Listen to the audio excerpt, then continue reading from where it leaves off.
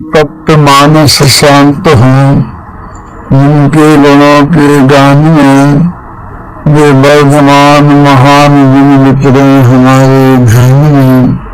नमः समय साराय स्वामी भूते प्रकाशते चित स्वभावाय भावाय सर्व भावं करुच्छति पंडित शब्द शब्दे ध्वनितन मूल पत्ते मोक्षान समय पावन श्री जीवनी परमागम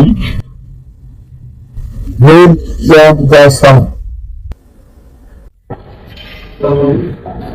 समानता तो है ही, क्योंकि आत्मा को अजर अमर, अग्नि से जगता नहीं, पानी से जलता नहीं, ऐसा भी गीता में बताया है। वेदांत में समय सार में भी ऐसा ही बताया है।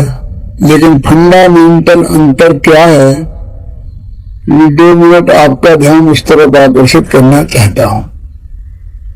वो लोग कहते हैं कि ये सारी दुनिया अलग अलग है, ये अज्ञान है। सबको एक मानना ये ज्ञान है। सर्वम खलमिदं ब्रह्म निर्मानास्ति कंचन आरामं तस्य पश्यन्ति नितं पश्यन्ति कश्चन। सारी जगत ब्रह्ममय है, सिया राम में सब जग जान। 2 आदमियों को अलग अलग देखता है वो अज्ञानी है, और जो ये मानता है कि सब एक ही, वो ज्ञानी है। उनके यहाँ अपना बिल्कुल उल्टा है कि जो अनंत पदार्थ है उनमें से जो ये मानता है कि सब एक ही, देव और आत्मा को ही मानता है, वो अज्ञानी है। और जो इनको जुदा जुदा जान लेगा वो ज्ञानी है। इसलिए मैं कहता हूं कि देन दर्शन भेद का विज्ञान। फंडामेंटल अंतर दूसरा ये आता है कि आत्मा अजर अमर है। एक कहकर के भी गीता साथ में ये कहती है कि अर्जुन तू डरता क्यों है, तेरे मानने से कोई भी मरता है। वो तो उनकी मौत ही नक्की है, उसके हिसाब से ही मरते हैं। तो वो हिंसा की प्रेरणा देते हैं वहां, और अपने यहाँ कहते हैं कि अगर कोई किसी को कुछ करता ही नहीं है तो फिर तो अपना उपयोग उधर क्यों लगाते हैं। तो इस तरह बाहर से एक सा दिखाई देने पर भी दोनों में आंतरिक दृष्टि से बहुत बड़ा अंतर है। और समय सार परमागम में मगर सारी दुनिया को 2 भागों में बांटो। एक भाग में अपना आत्मा और दूसरे भाग में 29 प्रकार के भाव बताए हैं। इस समय सार के जीवाधिकार में 29 प्रकार के भाव बताए हैं, वर्णादि से लेके गुणस्थान पर्यंत। अजीवाधिकार में वो 29 के नाम गिनाए हैं, अपना भी चर्चा करेंगे, रोमनी बात करेंगे। लेकिन आचार्य देव ने स्वयं उनको 2 ग्रुपों में बांटा। तो एक का नाम रखा वर्णादि, जिसमें 20 है, और दूसरे का नाम रखा रागादि, जिसमें 9 है। ऐसे 29 प्रकार के भागों को वर्णादि और रागादि इन 2 भागों में बांटे। जैसा कि दौलतनाम ने लिखा, वर्णाद्यावा राग मोहादयो वा सर्वे भावा भिन्न एवास्य पुंसा। वर्णादि रागादि 3 भाव को न्यारा किया। तो 2 ग्रुप में उनने भी बांधा। समय सार में भी कलश है, वर्णाद्यावा राग मोहादयो वा सर्वे भावा भिन्न एवास्य पुंसा। पुंसा माने भगवान आत्मा। अपने भगवान से ये वर्णादि भाव और रागादि भाव सब भिन्न ही। 2 ग्रुप इसलिए बांटे कि 29 कौन याद रखता है, किसको कौन चर्चा करता है। तो 2 ग्रुपों में हम समझ लें। अब जो वर्णादि में जो 20 है उसका आधार क्या, और रागादि में जो 9 है उसके बंटवारे का आधार क्या। तो हमारे कर्म, दृढ़ कर्म के उदय से 2 तरह के फल हमारे जीवन में आते हैं। एक तो बाहर के संयोग मिलते हैं, और एक हमारे अंदर में मूल राग देश के परिणाम होंगे। संयोगों को बोलते हैं लोक कर्म और मूल राग देश के परिणामों को बोलते हैं भाव कर्म। तो ज्ञानावरण आदि है द्रव्य कर्म। तो तीन चीजें होगी, द्रव्य कर्म, लोक कर्म और भाव कर्म। तो अभी जो कर्म के उदय से पर पदार्थों का संयोग मिला, वो सारे संयोग का एक नाम है लोक कर्म। और उन कर्मों के उदय से जो मूल राग देश के परिणाम हुए, उन सब का एक नाम है भाव कर्म। अब ये जो ज्ञानावरण आदि कर्म है, उनमें भी थोड़ा वर्गीकरण कर दें। घातीय कर्मों के उदय से जो भाव होते हैं वो है भाव कर्म, और अघातीय कर्मों के उदय से जो संयोग मिलते हैं वे है मोह कर्म। अघातीय कर्मों का उदय संयोगों में निमित्त है और घातीय कर्मों का उदय विकार में निमित्त है। अब इन्होंने राग आदि में लिया वो भाव कर्म वाला हिस्सा, और वर्ण आदि में लिया नो कर्म वाला हिस्सा और द्रव्य कर्म वाला हिस्सा। तो वर्ण आदि जिसमें शरीर आता है, तो शास्त्रों में दो प्रकार के व्यवहार नय का वर्णन है जो इससे सीधा डायरेक्ट संबंधित है। एक का नाम है सद्भूत और एक का नाम है असद्भूत। असद्भूत व्यवहार नय जो संयोग को बताता है, जो हमें पुण्य कर्म के उदय से पाप कर्म के उदय से जो अनुकूल प्रतिकूल संयोग मिले, उन सबको आत्मा के साथ जोड़ने वाला असद्भूत व्यवहार में है, क्योंकि वो संबंध वास्तविक नहीं है, सद्भूत नहीं है, इसलिए उसका नाम है असद्भूत। और वो दिनागम में कहा गया है, वो कोई साधारण बात नहीं, उसकी बहुत उपयोगिता दिनागम में बताई है। क्योंकि यदि ये नहीं माने तो सारा चरमान योग पे पेश लगाना पड़ेगा। क्योंकि चरमान योग तो यही कहते हैं, हाथी जीव, घोड़ा जीव, मक्खी मच्छर जीव, इनको तुम मत मारो।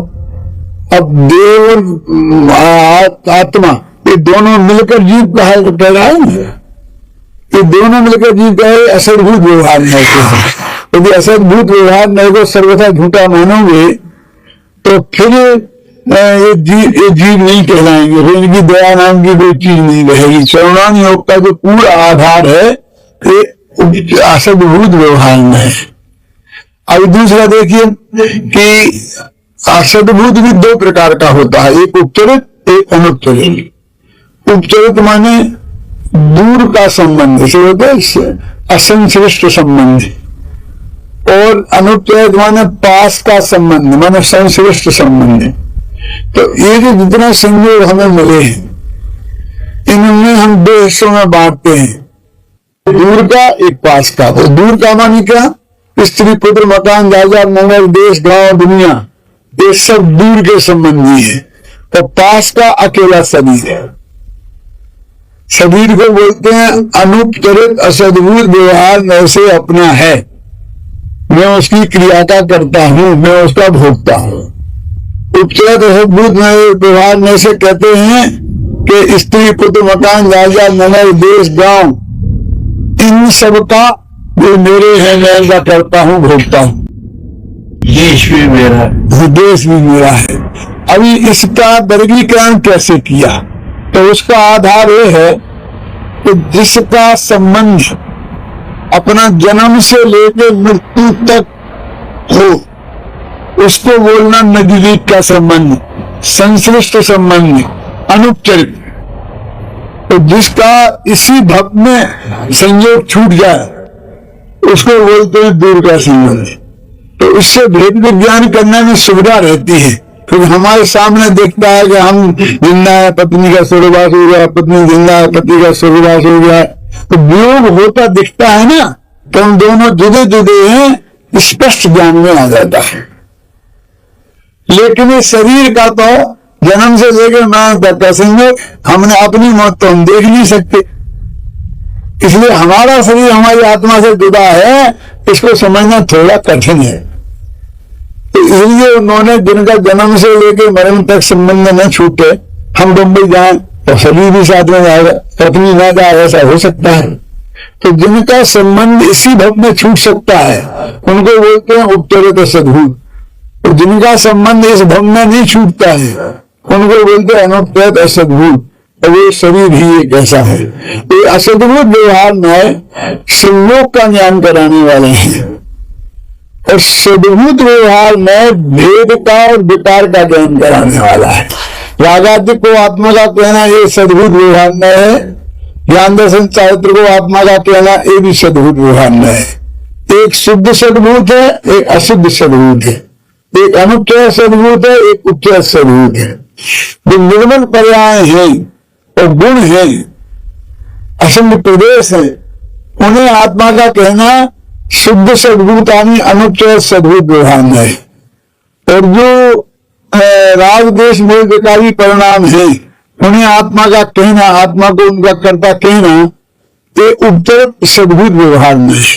तो सद्भूत क्यों? क्योंकि ये आत्मा में है, प्रच्वल है। ऐसा नहीं है कि ऊपर की बाहर की चीज है, ये शरीर बाहर का चीज है, स्त्री पुत्र बाहर की चीज है, मकान जायगा निगर देश गांव, लेकिन ये राग देश आत्मा में है, ज्ञान दर्शन चारित्र भी आत्मा में है। तो ये इसको भेद व्यवहार भी बोलते हैं, क्योंकि आत्मा अखंड है, उसको भेद करके बताया, इसे अनंत गुण वाले को व्यवहार बोलते हैं रागादिक को। तो ये रागादिक को दूर का संबंध है। क्यों? ये आत्मा का विकार है, ये आत्मा को तकलीफ पहुंचाने वाला है। कोई दुनिया में अपने में भी पैदा हुआ हो, लेकिन अपने को तकलीफ पहुंचाने वाला हो तो दुनिया में कोई उसे अपना नहीं हुआ। शरीर है लेकिन थोड़ा हो गया, तो वो शरीर का ही अंग है, क्योंकि शरीर की चीजों में से ही विकसित हुआ है, अपने आप हुआ, मतलब कोई चोट नहीं लगी, अंदर से आता है ना। तो शरीर का ही अंग है, फिर भी शरीर नहीं माना जाता, शरीर का शत्रु माना जाता है, उसे हटाने की कोशिश की जाती है और शरीर को रखने की कोशिश की जाती है।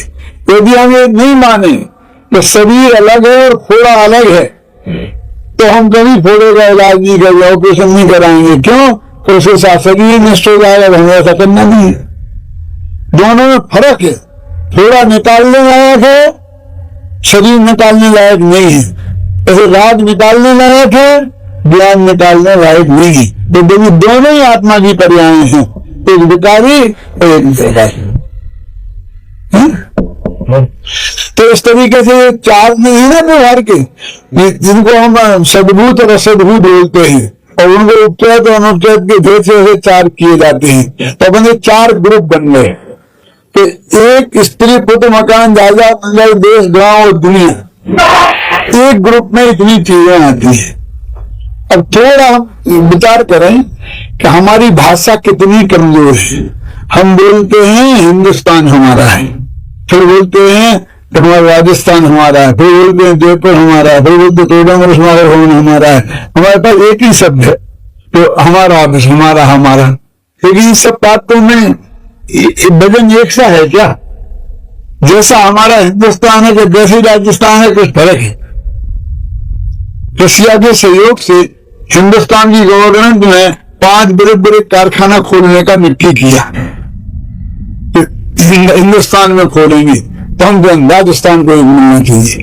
क्या बोलिए? तुम तुम्हें 5 दे रहे ना, हिंदुस्तान तुम्हारा है ना, तो एक क्यों मांग रहे?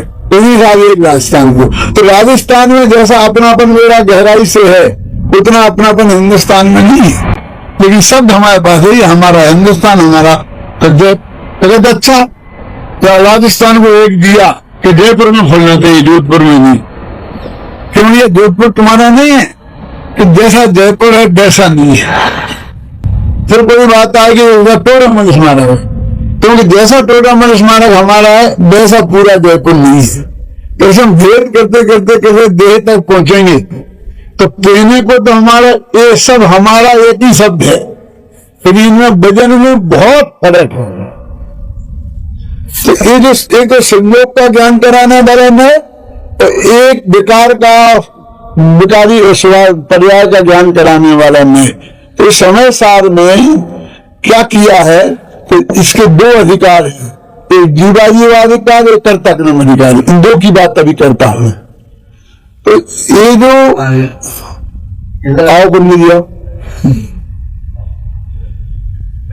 ये जो 29 प्रकार के भाग है मेरा जी, तो ये 29 प्रकार को जिन्हें हमने वर्णादि और रागादि में बांटा है, दो भागों में, तो इनके साथ में एकत्व ममत्व का संबंधित दिलाने वाला है जीवा जीवाधिकार। ये तू नहीं है और ये तेरे नहीं, सिर्फ इतनी बात है। क्योंकि 19वीं गाथा की चर्चा मैंने पहले की थी ना, तो उसमें भी यही बात कहा कि कम्मे दो कम मम्मी अहिर्मित नय कम च कम न रो कम मम्मी जाए साखड़ बुद्धि अपनी बुद्धो हबरी तावे, कि कर्म में और नो कर्म भी, तो कर्म माने ज्ञान वर्ण आदि, भाव कर्म और दूध कर्म दोनों राग आदि, और नो कर्म माने शरीर आदि। इनमें एकत्व बुद्धि, ममत्व बुद्धि और कर्तृत्व बुद्धि और भोक्तृत्व बुद्धि, इसका नाम है अज्ञान। और जब तक ये रहेगी तब तक आत्मा अज्ञानी नहीं। तो अब एकत्व माने यही मैं हूं ऐसा मानिए, ममत्व माने मैं इसका स्वामी हूं, ये मेरा है, कर्तृत्व माने मैं इसका कर्ता हूं, और भोक्तृत्व माने मैं इसका भोक्ता हूं। तो ऐसी जो मान्यता हमारे अंदर में पड़ी है, जैसे कि उदाहरण के तौर पर शरीर के संबंध में उदाहरण दें कि शरीर को ये मैं हूं, तो हम तो ऐसा कोई नहीं कहता कि शरीर में हूं, सब कहते हैं मेरा शरीर और मैं अलग, ऐसा बोलते हैं। ऐसे कोई अज्ञानी बताओ जगत में कि देखो है ना, आपकी हाइट कितनी है? 5 फुट 8 इंच। अब ये हाइट आपकी है कि शरीर है? इसका नाम है शरीर में एकत्व बुद्धि। ये वजन मेरा है, मैं बीमार हूं, ये सब हम इनडायरेक्ट वैसे सीधा नहीं कहते हैं कि शरीर में नहीं, लेकिन इनडायरेक्ट वे में हमारे अंदर में शरीर में एकत्व बुद्धि है और इसी में जीवन बीत गया, इसमें जीवन बीत गया। अब किसी तरह शास्त्रकारों ने समझाया, विद्वानों ने समझाया, संतों ने समझाया कोई तू शरीर नहीं, तो मान लिया। तो कहता है महाराज शरीर में नहीं हूं, लेकिन शरीर मेरा तो है ना, इतना तो है ना, इतने तो मानो। इसको बोलते हैं ममत्व बुद्धि। मैं नहीं हूं लेकिन मेरा है, मैं उसका स्वामी हूं। तो भैया तू इसका स्वामी है तो तेरी आज्ञा में चलता है। स्वामी तो उसे कहते जिसकी आज्ञा में चले। एक बाल पर तो तेरा चलता नहीं है, एक काले से सफेद बाल हो गया तेरी परमिशन से हुआ है। जब तक तेरे माथे पर से सवार रहना है रहेगा, तो जिस दिन जाना है चला जाएगा, तू रोक नहीं सकता। क्या मालिक है? तो तू भी नहीं है और ये तेरा भी नहीं। तू माने एकत्व बुद्धि और तेरा माने ममत्व बुद्धि। एकत्व बुद्धि को अहम बुद्धि भी कहते हैं और ममत्व बुद्धि को स्वामित्व बुद्धि भी कहते हैं। तो ये जीवाजी वालकार की 68 गाथाओं में सिर्फ इतनी बात बताई गई है कि 29 प्रकार के जो वर्णादि और रागादि भाव हैं, ये तू नहीं है और ये तेरे नहीं है। बस 68 गाथा का मूल विषय वस्तु इतनी ही है, बाकी सब विस्तार से तो सब चर्चा है। फिर आगे चलते हैं कि मैं नहीं हूं और मेरे नहीं है, लेकिन मैं इनका कर्ता तो मैं हूं, इनका मैं करता हूं, भोगता हूं। तो कर्ता कर्म अधिकार की 75 गाथाओं में सिर्फ इतनी बात बताई गई है कि जो 29 प्रकार के जो भाव हैं वर्णादि और रागादि, तू इनका कर्ता भी नहीं है और तू इनका भोगता भी नहीं। व्यवहार में इनका कर्ता भोगता तेरे को कहता है और उसकी उपयोगिता भी बहुत है। उपयोगिता के बारे में 5 महीने पहले बोलता हूं कि व्यवहार में की कितनी जबरदस्त उपयोगिता है। यदि हम इसे सर्वथा सत्यार्थ मानेंगे तो कितना बड़ा खतरा पैदा हो जाएगा। इस शरीर में हूं, शरीर मेरा है, शरीर का कर्ता मैं हूं, शरीर का भोक्ता मैं हूं, ये 4 चीजें। ये उपकृत सद्भुत व्यवहार में से अनुत्तर व्यवहार में से ही यदि नहीं माने तो ऐसा लिखा 46वीं गाथा में कि टीका में इसमें कि जैसे भस्म को मसल देने से हिंसा नहीं होती है, तो ऐसे ही प्रतिष्ठापक जीवों को मसल देने से भी हिंसा नहीं है। इस समय 46वीं गाथा की टीका में अमृतंद ने लिखा। क्यों? इतनी दृष्टि जी जीव है, तो देव और आत्मा के संयोग को जीव बोलते हैं, तो व्यवहार में से तो ये इसकी उपयोगिता है कि अहिंसात्मक आचरण के लिए एक बहुत जरूरी है। नहीं तो हमारा जीवन अहिंसात्मक नहीं है। दीन धर्म की मूल चीज है अहिंसा। ऐसे ही स्त्री पुत्र मकान जायदाद यदि अपने नहीं माने जाए किसी भी में से, तो सारा पुथमान योग पे पड़ोस लग जाएगा। क्यों? हम साथ में पढ़ते, तो सब दो बेटे थे, भारत और बाहुबली। अब बेटे तो किसी का होता ही नहीं। उसी नए से तो है ना, स्त्री पुत्र मकान जायदाद मेरे यहाँ उपचार व्यवहार में से। यदि हम इसे नहीं मानेंगे तो फिर कहना ही संभव नहीं है। केशव देव के दो बेटे थे, हैं, तो वो चक्रवर्ती था, क्योंकि सखंड की विभूति किसी की होती ही नहीं। तो दो ध्रुव जुदे हैं, तो चक्रवर्ती, तीर्थंकर, नारायण, ये सारी जो हमारी 300 सलाहकार महापुरुषों का जीवन चरित्र है, इसमें परोस लगाना पड़ेगा। इनकी बहुत बड़ी उपयोगिता है। इसको मैं एक शब्द में बोलता हूं कि स्त्री पुत्र मकान जायदाद को अपना कहना ये सद्व्यवहार के लिए जरूरी है। कैसे मेरा तो यदि स्वस्त्री और परस्त्री अध्यात्म की दृष्टि से निश्चय न ऐसे तो दोनों पर है, कोई है ही नहीं। दो अपनी नहीं, जहां दो अपनी नहीं तहां ना अपना को। तो फिर सारी महिलाएं हमारे लिए परस्त्री ही हो गई, पर ही हो गई ना। तो पर हो गई तो अणुवृत्ति बनेगी। अणुवृत्ति में बोलते हैं ना कि परस्त्री का त्याग और स्वस्त्री का ग्रहण। तो हमारा कोई रहा ही नहीं, तो ये दो भेद कैसे होंगे? ये तो इसी में से है। तो मैंने इतना पढ़ी के रखा तो इतना छोड़ा, ये मकान मेरा है और पड़ोस का मकान मेरा नहीं है। ये कौन सी में से? इसी में से है। तो फिर हम पड़ोस के दुकान पर नहीं मकान में घुस जाएंगे तो हमारी हालत पशुओं जैसी हो जाएगी। तो ये जो व्यवहार में है असल भूत, ये आदमी को पशुओं जैसा नहीं बनने देता है। पशु की प्रवृत्ति, ना वहां कोई माँ है, ना कोई बहन है, ना भाई है, ना कोई मकान है, ना जबरदस्ती जाए, जिसको जो मिला उस पर कब्जा किया। ख्याल में है ना? ऐसा मनुष्य का भी जीवन ऐसा हो जाएगा। तो ये जो उत्तर तसद्भुत व्यवहार में है वो आदमी को पशु से मनुष्य बनाता है, और जो अनुत्तर तसद्भुत व्यवहार में है वो उसको अहिंसक बनाता है। इनकी बहुत उपयोगिता है। लेकिन अब एक बात रखना है कि स्त्री पुत्र मकान जायदाद और शरीर, इनकी उपयोगिता तो बहुत है। तो क्या इसे अनंत काल तक अपने साथ ही रखना है? क्यों? स्त्री पुत्र मकान जायदाद रखना है कि छोड़ना है? बोलो, इसको छोड़ सकते हैं। हाँ, वो तो है ही। लेकिन व्यवहार की बात है ना हमारा। यदि इसको छोड़ना है, हमें दीक्षा लेनी है, नियमित ध्यान करने है, तो इस नए को हे मानना पड़ेगा। ये नए को अपना कहता है, उनको वे अपने नहीं है, ये मानना पड़ेगा। इसका नाम है उस नए का ही। ये मान्यता में होता है, लेकिन क्रिया में थोड़ी है। तो पूजा पाठ छोड़िए तो व्यवहार नए का ही हो गया, ऐसा नहीं है। वो नए जिन्हें अपना कहता था, उनको रखकर हम मोक्ष नहीं जाएंगे। ले दौलत प्राण प्रिया को हम मुक्ति न जाने पाएंगे। यदि एकाकी चल पे नहीं तो यही करे कह जाएंगे। तो इन्हें छोड़ के जाना है ना। तो छोड़ के जाना है तो पहले नक्की करना पड़ेगा कि ये अपन नहीं है, अपने नहीं है, तो अपने को छोड़ने में तकलीफ कम होगी। और अपने हैं और छोड़ना पड़ेगा तो दुख का कारण हो गया।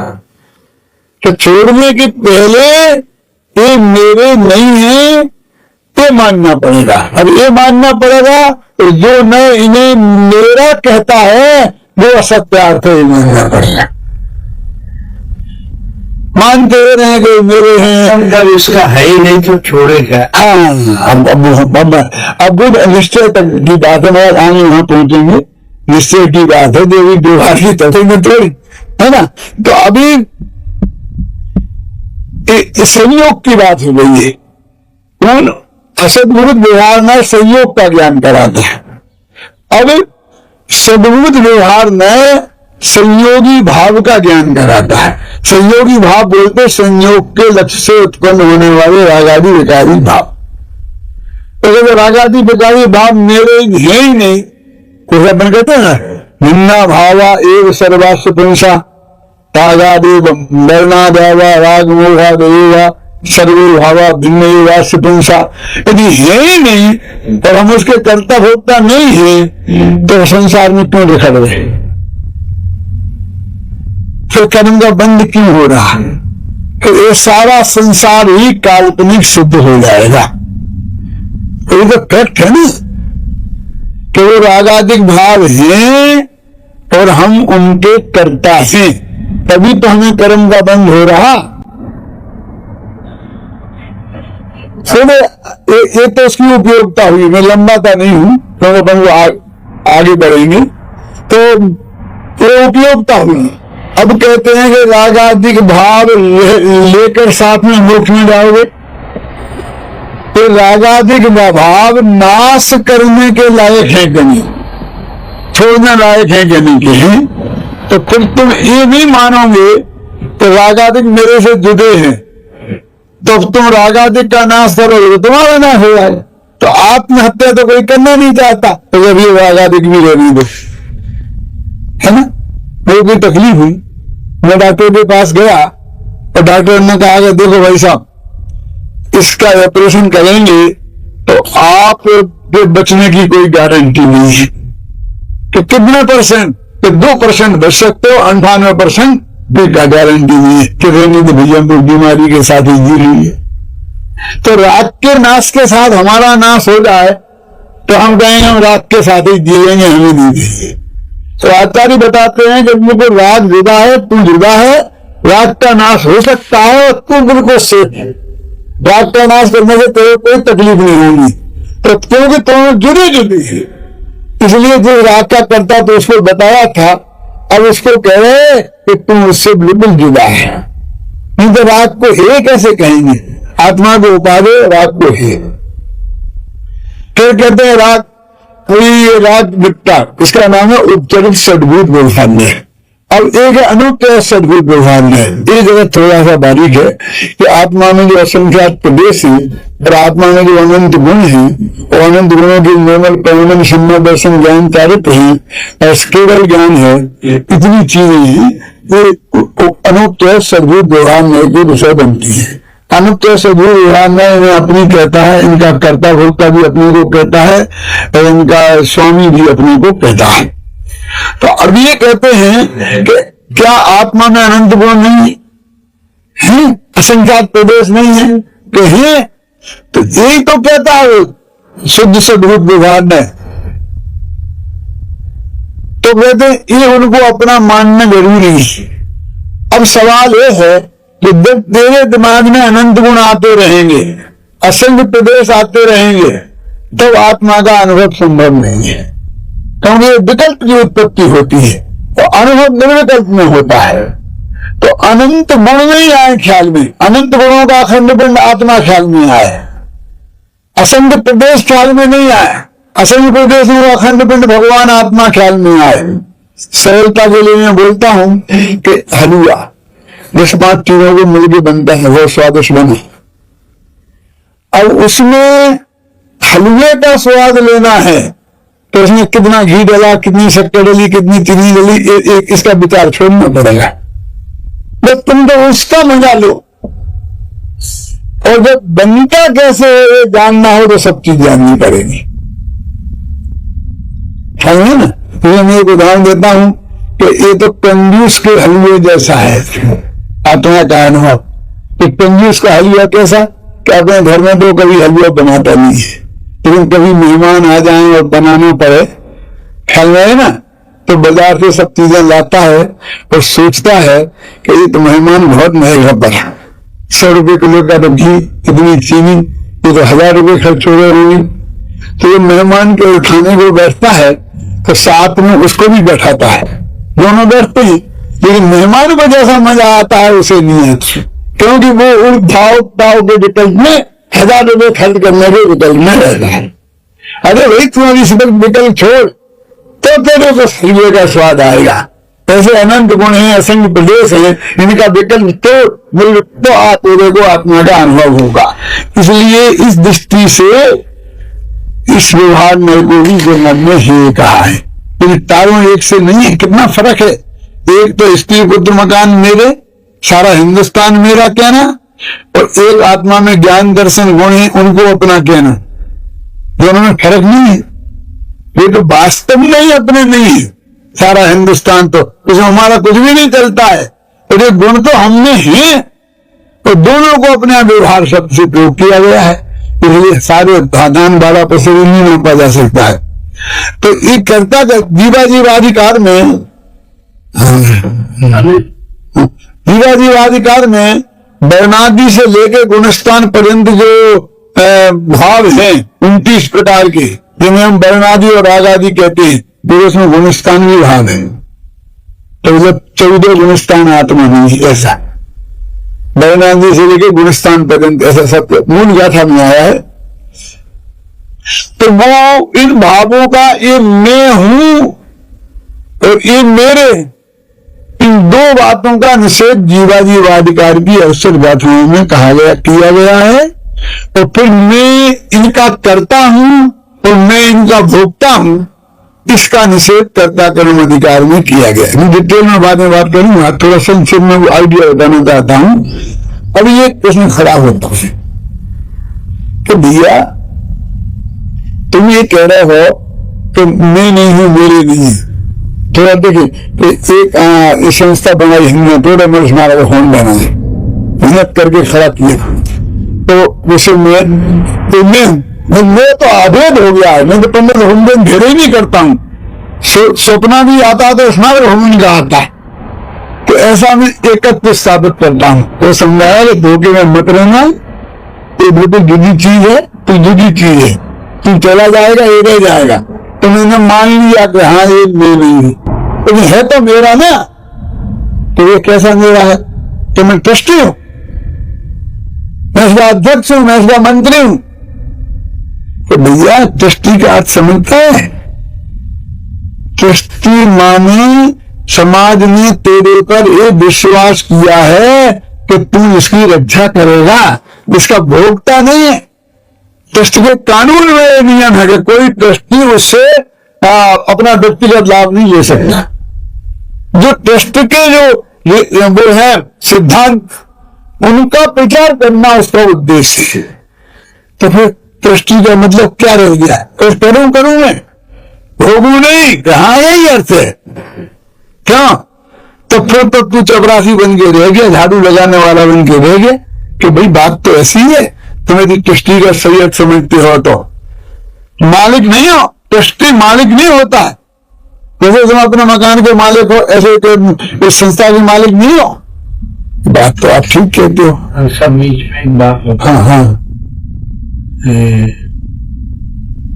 पुरुषोत्तमदास टंडन थे, वो अध्यक्ष, कांग्रेस के विधानसभा के, विधान, तो 2 टन रखते थे। एक अपने तनखे में से शाही डालते थे और एक सरकारी काम हो तो उसमें थे। ट्रस्टी असली ट्रस्टी थे, और वो नेताओं में इतनी नैतिकता थी तब देश लिया। मेघासी जो राजदूत आया चंद्रगुप्त के दरबार में, वो चाणक्य के साथ राजदूत बंदे निकाह पड़ी हुई रात को। निकाह पड़ी की बात अब वो जाने को हुआ, तो चाणक्य ने कह दिया ये दिया जला दे, वो पहले वाले को जला दे। तो वो वापिस आया, बोले ऐसे तो बोले सरकारी तेल है, सरकार का काम करते हैं, मेरा ही दिया। क्या ट्रस्ट? सही बात है। चाणक्य बोलिए चलिए आगे। हाँ, ऐसे ही आगे बता आधा हो गया ना। तो उन्होंने कहा अच्छे स्वस्थ जो कहा जीवन के दो महापुरुष थे, और पुरुषोत्तम दास। तो चाणक्य ने भी देश को इकट्ठा किया था और पुरुषोत्तम दास टंडन जैसे लोगों के भी देश आजाद हुआ। दे उसी से हुआ। ये सब लूट लूट खाने वालों के घरों से कुछ नहीं होता है। आदर्श होता। मतलब देश का ऐसे भी एक लोग है। हाँ, चलिए। तो अभी वो बात चल रही थी कि तुम ट्रस्टी है, तुम मालिक नहीं है। ऐसा मैं तो मालिक ही समझता था। अब आप कह रहे हो तो तुम समझ गया ट्रस्टी नहीं है। अब उसके अंदर में जो उसका अहम लगा हुआ है क्या, तो वो कहता है था एक बात तो है, ना मैं ये हूं ना मैं इसका मालिक, लेकिन किया तो मैं नहीं है ना। बात की तो आप मानोगे ना। सारी जिंदगी लगा दी महाराज, दूसरा कोई काम नहीं किया तो मैंने है ना।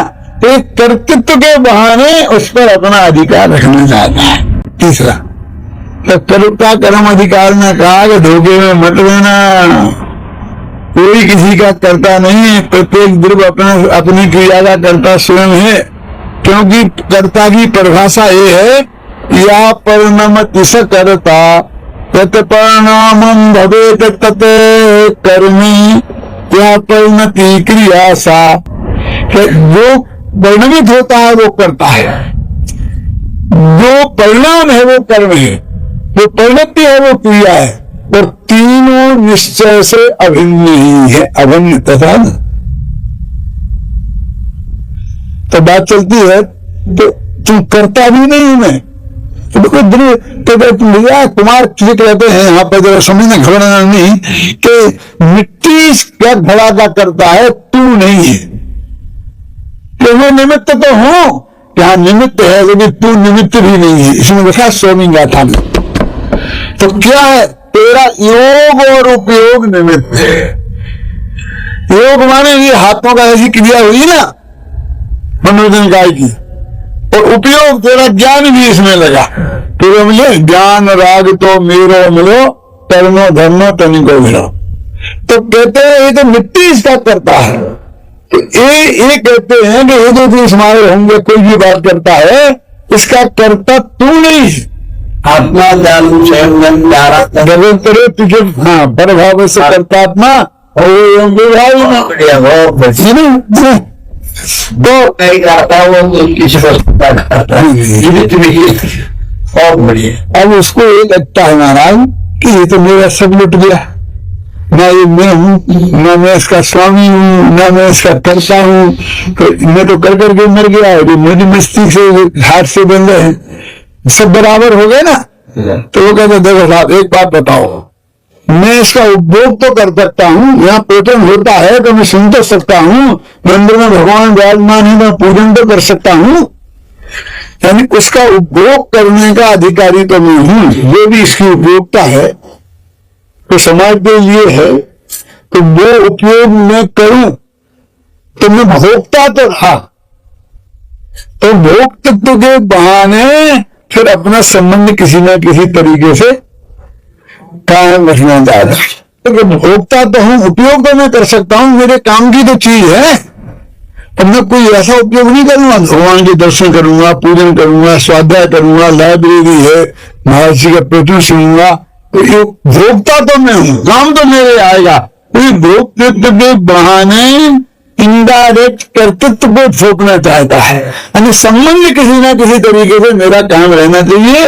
और आचार्य कहते हैं नास्ति सर्वरूपी संबंधो पर द्रव्यात्म तत्व, पर द्रव्य में और आत्म तत्व में कोई भी संबंध 200 कलर से 200 कलर से उसने लगा मेरा पर साथ में कोई भी संबंध नहीं।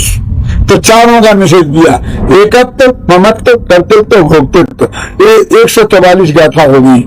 जीवा जीवाधिकार तो कर्ता कर्म अधिकार निपट गया। तो अभी कहता लुट गया भी तो वो कहता महाराज एक बात बताओ कि ये जो काम हुआ है ये मैंने नहीं किया, मैं भोक्ता भी नहीं हूं, मैं स्वामी भी नहीं हूं। तो काम तो ठीक हुआ कि नहीं? मेरे जरा आप निगाह डाल के एक बात बता दो, क्यों काम तो अच्छा हुआ कि नहीं?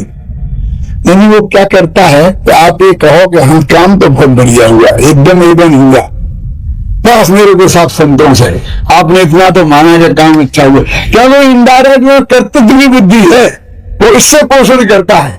तो काम अच्छा हुआ ना, बस ठीक है, तेरे को अच्छा हुआ तो क्या, वो बुरा हुआ तो क्या, वो तू उसका कर्ता भोगता है ही नहीं, स्वामी है ही नहीं, बोलिए तो उसमें अच्छे बुरे का तेरे का विकल्प क्या। तो ये उस कर्म में जो पुण्य और पाप रूप कर्म है, तो कर्म में भी दो भेद करता है कि ये अच्छा कर्म और ये बुरा कर्म। कर्म तो तेरा शत्रु है, उसमें अच्छे बुरे का भेद करने से क्या मतलब, तूने किया ही नहीं है तो अच्छे ये अच्छा और बुरा। तो ऐसे देखो अभी तक तो बताया था जीवा जीवाधिकार, तो जीव और अजीव दोनों एक साथ एक भेष बना के आए थे नाटक में। तो कर्ता कर्म अधिकार, जीव आया था कर्ता बन के, अजीव आया था कर्म बन के। और अब ये क्या है, पुण्य पाप, इनमें तो हमको दोनों की भिन्नता बतानी थी, और पुण्य पाप में एक अर्थ बताना है। क्योंकि ये कर्म जो अपने शत्रु है उसमें दो भेद करके, और पुण्य कर्म मेरा मित्र है, तो शत्रु में मित्रत्व की स्थापना है। एक इंद्रादेव गुरु में कर्ता कर्म अधिकार की ही भूल है। क्यों, तो उसे संबंध कायम रखना है तो अच्छा कहते। इस सारे लोक में थोड़ा छोटा सा उदाहरण 1 मिनट का, अपन गए अपने लड़के के लिए किसी लड़की को देखने, है ना, तो उन्होंने एक लड़की आ रही है, मतलब ये किसकी है, बहुत अच्छी लड़की है, तुम बताओ किसकी है। तो कोई ना, क्यों कि मेरा अच्छा लड़का है, तो ये लड़की मुझे ठीक लग रही है, बात करूंगा। तो उन्होंने कहा उसकी तो सगाई हो गई है, 8 दिन बाद शादी है। खत्म, एक आदमी के लिए वो काम खत्म हो गया ना। दूसरा कहता है तो भी बताओ किसकी है, किसके यहाँ शादी हुई है, तो कितना दहेज दे रहा है, तो उसका लड़का क्या है, तो क्यों जानकारी ले रहा है तू, कि सामने से दोगुना पैसा दूंगा, मेरा लड़का उससे ज्यादा होशियार है, वो सब छूट जाएगी, वो पुरानी मरानी सब खत्म हो जाएगी, तुम बताओ। तो ये बेईमान नहीं, तो नक्की हो गया कि उसकी सगाई हो गई, तो ज्ञानी धर्मात्मा हो तो उसको उसी वक्त उस पर से उपयोग हट जाना चाहिए। फिर भी उसमें जो डिटेल जानना चाहता है, ये अच्छी भावना नहीं है। तो ऐसे ही जो पुण्य पाप कर्म है, हम उसके कर्ता नहीं है, हम उसके भोक्ता नहीं है, वो हमारे नहीं है, हम स्वामी नहीं है, तो फिर अच्छा और बुरे का भेद करने से क्या लेना देना, तो जो है सो है, हमें क्या लेना देना। तो उन पुण्य पाप कर्म से दोनों से व्यक्त करने के लिए वो जो अंदर से जो भेद विज्ञान की कमी थी उसको किया। फिर प्रश्न खड़ा हुआ तो तू बार बार पुण्य पाप कर्म के प्रति इतना रुचिवान है तो है क्यों, मुझे बता। आत्मा और आश्रम के परस्पर दो विरुद्ध पार्टी के बीच है ना, आत्मा का शत्रु है, आश्रय दुखकार घने दिन बुद्धिवंत निर्वेरे। तो तू ये बता कि पुण्य और पाप कर्म आश्रम है की पार्टी के हैं कि आत्मा की पार्टी की। तो शास्त्र में लिखा पुण्याश्रम पापाश्रम, पुण्याश्रम तथा कोश लिखा कि नहीं लिखा है। तो ये तो पुण्य पाप तो आश्रम की जाति के हैं, और आश्रम तो तेरा आश्रम दुखे कार घनेरे बुद्धि बनते आश्रम बहुत दुख देने वाले हैं, बुद्धिमान दूर करते हैं। तो जब दोनों आश्रम हैं तो तू ऐसा रस उसमें क्यों दिखाता है। अरे जो आश्रम से तो बंद होता है, तो ये तो बंद है, आश्रम है। तो इस तरह से आश्रम से भी भेद विज्ञान, पुण्य पाप से भी भेद विज्ञान, स्त्री पुत्र से भी भेद विज्ञान, शरीर से भी भेद विज्ञान। इसका इसलिए मैं कहता हूं कि समय सार भेद विज्ञान का शास्त्र है।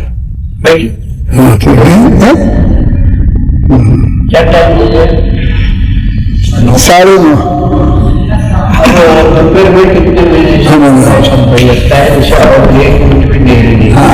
मैं तो बिल्कुल टाइम से बैठू, आपने बिल्कुल टाइम से, तो दोपहर सब कितने बजे आप भी 3 बजे ठीक नहीं है, 3 से 4 वहां